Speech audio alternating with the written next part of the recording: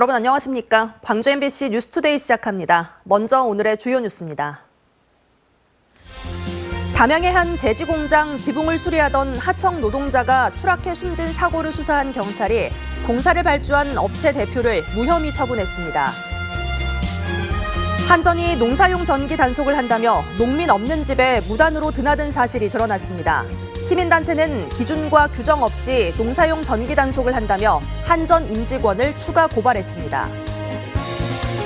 단일단지로는 세계 최대 규모라고 내세웠던 신안 해상풍력 발전단지 건설 사업이 표류하고 있습니다. 10년 전과는 완전히 다른 걸 보여주겠다는 2023 순천만 국제정원박람회가 2달 앞으로 다가왔습니다. 공정률이 80%인 현장을 미리 다녀왔습니다. 지난해 담양의 한 공장에서 하청 노동자가 지붕을 수리하다 추락해 숨지는 사고가 있었죠. 숨진 노동자가 여러 차례 안전조치를 요청했지만 아무런 조치도 없었고 결국 사고가 발생했는데요. 이 사건을 수사한 경찰이 공사를 발주한 업체 대표는 무혐의 처리한 것으로 확인됐습니다. 우종훈 기자가 단독 취재했습니다. 공장 지붕을 수리하러 올라간 노동자가 용역업체 대표에게 다급히 전화를 겁니다. 사장님, 너 지붕 다 꺼져버리네. 너 완전 녹슬어 깔았는 줄 알았네. 내가 안 돼? 예? 안 되냐고. 하지만 용역업체 대표는 알아서 대처하라고만 했고 노동자는 6시간 뒤 지붕 아래로 떨어져 숨졌습니다. 경찰은 면허도 없이 공사를 맡은 뒤 안전조치를 하지 않은 용역업체 대표를 검찰에 넘겼습니다. 하지만 공사를 맡긴 제지업체 측은 원청이 아닌 발주처 정도여서 혐의가 없다고 판단했습니다. 하지만 공사 계약서에 따르면 용역업체 관리자는 제지업체 측 승인을 받고 현장에 배치되고 공사 기간 동안 제지업체 지시에 따라야 했습니다. 공사 진행 상황도 매일 제지업체 측에 보고하고 확인받았습니다. 제지업체 직원들은 숨진 노동자를 포함해 용역업체 직원들이 시설 보수 외에도 필수 설비인 기계를 수리할 때 제지업체 직원들의 보조 역할을 수년간 했다고 밝혔습니다. 노동계는 원청업체에 면죄부를 주는 수사 관행이 되풀이되는 한 사고는 이어질 수밖에 없다고 주장합니다. 계약서를 보면 당연히 원청이라고 생각이 됩니다. 경찰이 과거의 방식대로 수사를 하고 있지 않나. 어쨌든 중대재해처벌법에 대한 취지를 잘 이해하지 못하는.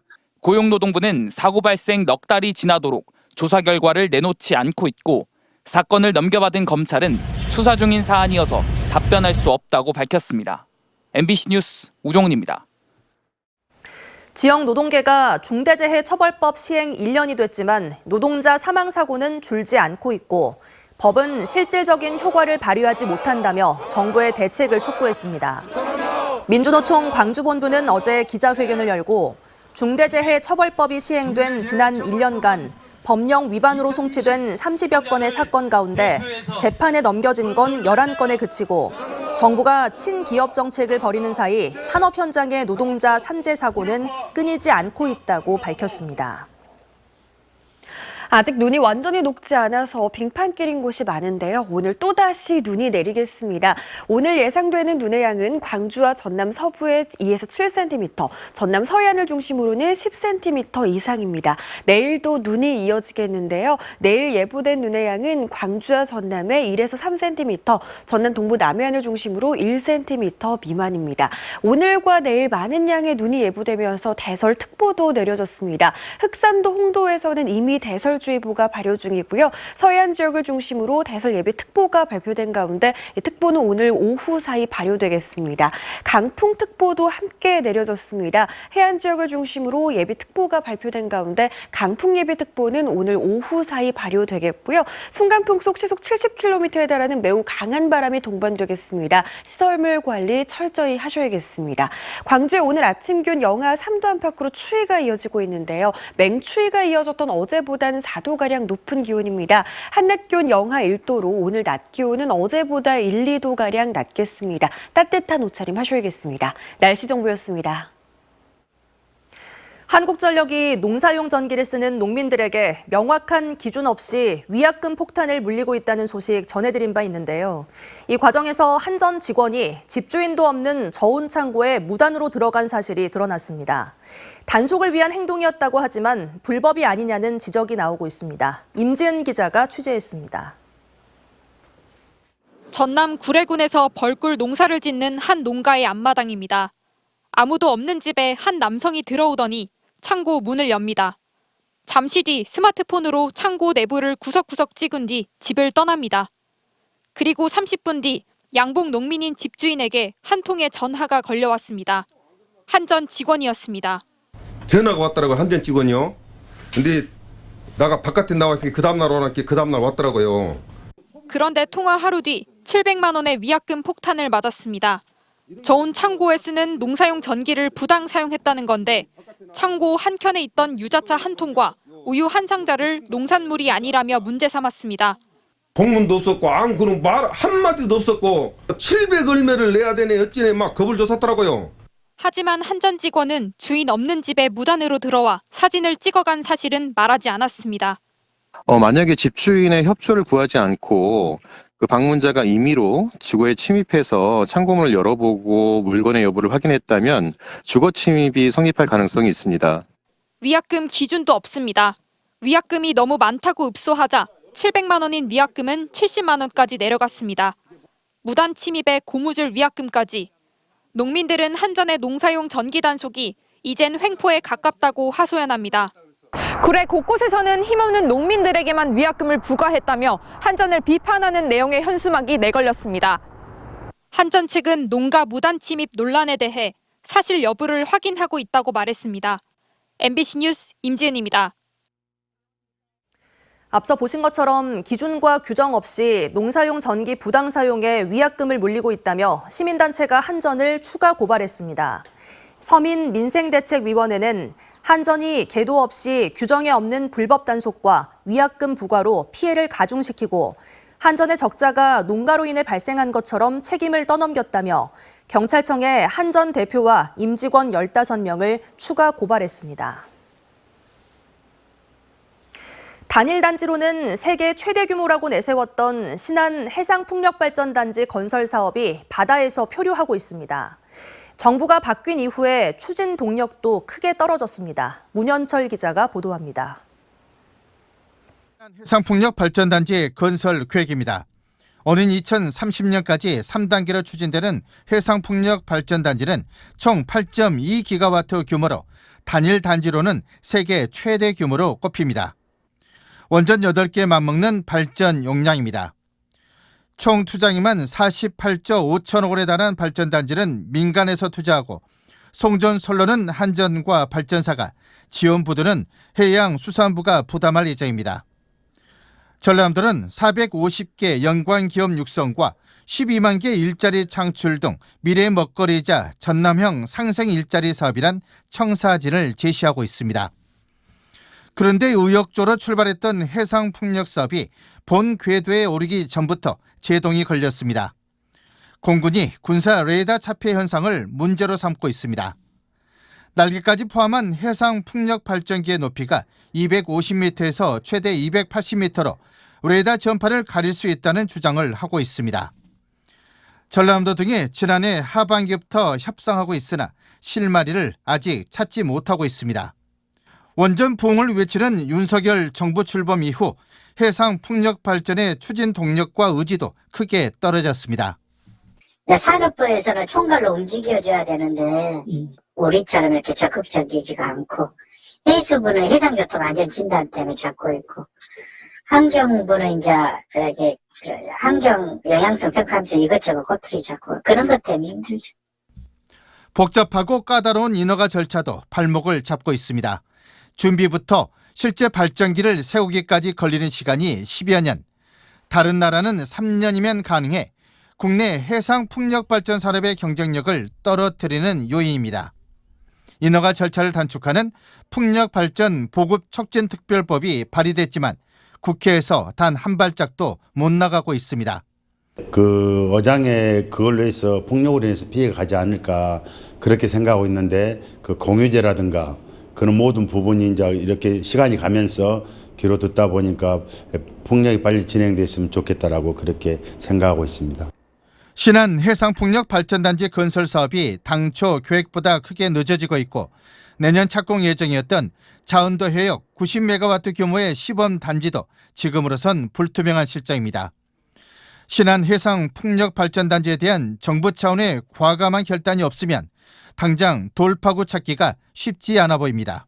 MBC 뉴스 문현철입니다. 10년 전과는 완전히 다른 걸 보여주겠다는 2023 순천만 국제정원박람회가 2달 앞으로 다가왔습니다. 전체 공정률은 80%로 3월엔 한 달간 리허설이 진행될 예정이라는데요. 막바지 공사가 한창인 정원박람회장을 최우식 기자가 둘러봤습니다. 순천만 습지와 함께 3개월간 폐장한 순천만 국가정원은 무엇보다 10년 전 박람회와의 차별화에 주력하고 있습니다. 가장 눈에 띄는 곳은 오천 그린 광장과 그린 아일랜드. 입장권을 사지 않아도 둘러볼 수 있는 무료 관람 구역인데다 저류지와 아스팔트 도로를 정원과 잔디밭으로 바꿔놓은 상징성 있는 콘텐츠라는 점에서 주목받는 곳입니다. 오천 그린 광장과 그린 아일랜드가 이제 시민들 품으로 이렇게 돌아가게 됩니다. 그래서 동천과 함께 아주 훌륭한 공간으로 재탄생하게 될 것입니다. 풍덕지구와 연양들에는 농경지와 공원지를 활용한 대규모 테마가 있는 경관 정원이 만들어지고 있습니다. 대부분 나무와 꽃, 정원과 호수인 박람회장에서 멀리서도 눈에 띄는 대형 구조물로는 식물원과 시크릿 가든이 대표적입니다. 아직은 내부 공사가 한창이지만 벌써부터 기대를 모으는 공간입니다. 나지막한 언덕, 팽나무 밑에서 호수정원과 일몰을 감상할 수 있는 노을 정원과 키즈가든도 관람객들의 발길을 사로잡을 명당으로 손색이 없습니다. 정원에서의 하룻밤 가든 스테이는 호텔급 힐링 프로그램을 선사하는 관광 상품으로 하루 100명이 묵을 수 있는 35동의 캐빈 설치가 한창입니다. 순천역 인근 선착장에서 호수 정원까지 12척의 정원 드리모가 운항하게 될 동천 백길 공사도 교량 상판 공사와 선착장, 수변공원 정비가 마무리 단계입니다. 각 구역마다 막바지 공사가 한창인 가운데 현재 박람회장 전체 공정률은 80%. 다음 달까지는 모든 공사를 끝낸다는 계획입니다.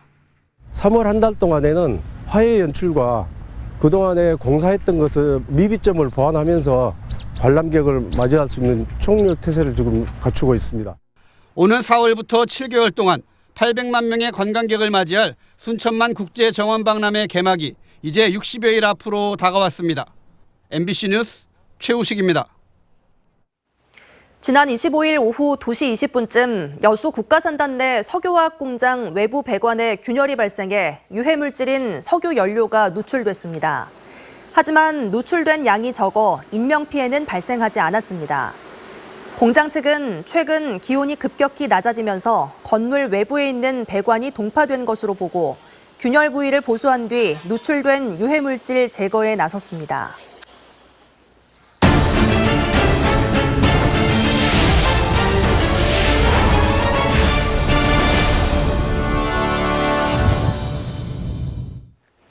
광주시가 2038 광주 대구 아시안게임 공동 유치를 위한 시민보고회를 열고 본격적인 유치전에 뛰어들었습니다.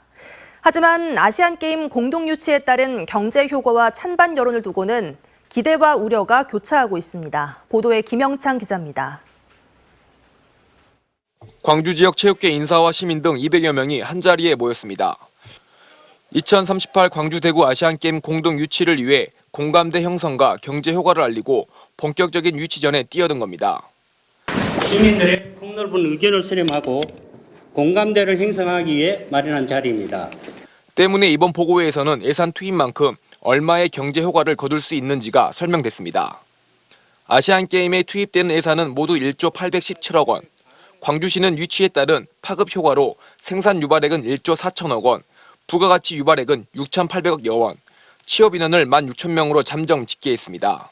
어마어마한 비용이 발생되는데 대구와 광주가 분산 개최함으로 해서 추가적인 신규 시설 건설을 최소화할 수 있다. 이것이 가장 큰 장점입니다. 그러나 이는 용역 결과일 뿐 실제로 얼만큼의 수익이 날 수 있을지 또는 적자가 발생할지 예상할 수 없습니다. 2002 부산 아시안게임과 2014 인천 아시안게임 모두 적게는 수백억 원에서 많게는 1조 원대의 적자가 발생하는 등 현재까지도 빚에 허덕이고 있기 때문입니다. 이 때문에 우려의 시선도 나옵니다. 지역의 인지도 제고랄지 또 이제 그런 국토 균형 발전이라고 하는 그런 정책적 가치, 이것에 아시안 게임 공동 유치가 기여할 수 있는가에 대해서 정말 면밀히 검토해야 된다. 여기에 시민들의 찬반 여론도 예전 같지 않습니다. 광주 전남연구원은 2차례에 걸쳐 아시안게임 유치 찬반 조사를 했는데 1차 조사 때는 찬성이 91%를 보였으나 2차에서는 20%포인트 떨어졌기 때문입니다. 또한 광주, 대구 지역 내 일부 반대 여론도 무시할 수 없습니다. 예전 같지 않은 아시안게임의 위상, 그리고 대회가 열리는 도시마다 많게는 수백억 원의 적자가 발생하는 등 아시안게임 공동 유치를 두고 기대와 우려가 교차하고 있습니다. MBC 뉴스 김영창입니다. 광주시와 전남도가 청렴도 평가에서 전국 17개 광역단체 가운데 가장 좋은 평가를 받은 것으로 나타났습니다. 국민권익위원회가 발표한 지자체와 교육청 등 569개 공공기관 대상 청렴도 조사에서 광주시와 전남도는 모두 종합청렴도 2등급을 받았습니다. 반면 광주시 교육청은 3등급, 전남도 교육청은 4등급을 받아 교육행정에 대한 신뢰도는 높지 않은 것으로 나타났습니다. 광주 전남의 소비자들의 소비 심리가 2달 연속 오름세를 보였지만 여전히 기준치를 밑돌았습니다. 한국은행 지역본부가 최근 600가구를 대상으로 소비자 동향 조사를 실시한 결과 1월 소비자 심리지수가 86.4를 기록해 전달보다 2.1포인트 올랐습니다. 지난해 12월 이후 2달 연속 지수가 2포인트 이상 올라 경기 호전에 대한 기대감이 커진 것으로 나타났습니다. 소비자 심리지수는 지난해 6월과 7월 기준치인 100 이하로 급락한 이후 계속 80포인트대에 머물고 있습니다.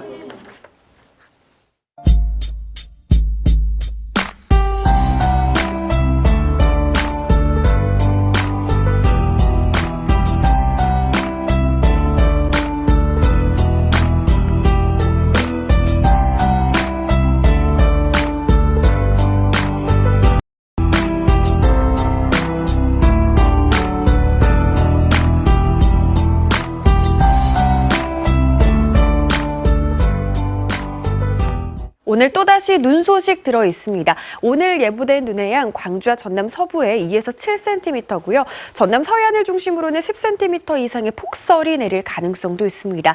내일까지도 눈이 이어지겠는데요. 내일 예보된 눈의 양은 광주와 전남에 1에서 3cm, 전남 동부 남해안을 중심으로는 1cm 미만의 약한 눈이 이어지겠습니다. 서해안 지역을 중심으로 많은 눈이 예보되면서 대설특보도 내려졌습니다. 많은 눈이 내릴 수 있어서 주의가 필요하겠고요. 강풍특보도 함께 내려졌습니다. 순간풍속 시속 70km에 달하는 매우 강한 바람이 예상돼서 시설물 관리 철저히 하셔야겠습니다. 광주에 오늘 아침 기온 영하 3도로 맹추위가 이어졌던 어제보단 4도가량 높은 기온이지만 여전히 아주 춥습니다. 한낮 기온 영하 1도로 오늘 대부분 지역에서 한낮 기온마저 영하권에 머물겠습니다. 해남 영하 2도 안팎으로 출발해 한낮 기온 0도에 그치겠습니다. 순천의 현재 기온 영하 4도까지 낮아져 있고요. 광양의 기온 영하 1도 보이고 있습니다. 여수와 광양에서는 건조주의보가 발효 중인 가운데 화재 사고 날 가능성도 크겠습니다. 각별히 주의하시기 바랍니다. 전해상의 풍랑주의보가 발효 중입니다. 바다의 물결은 최고 4m로 매우 거세게 일겠습니다. 내일 광주의 아침 기온 영하 7도 안팎까지 낮아지면서 오늘보다 날이 더 춥겠습니다. 날씨 정보였습니다. 다음은 희망 2023 나눔 캠페인에 성금을 보내주신 분들입니다.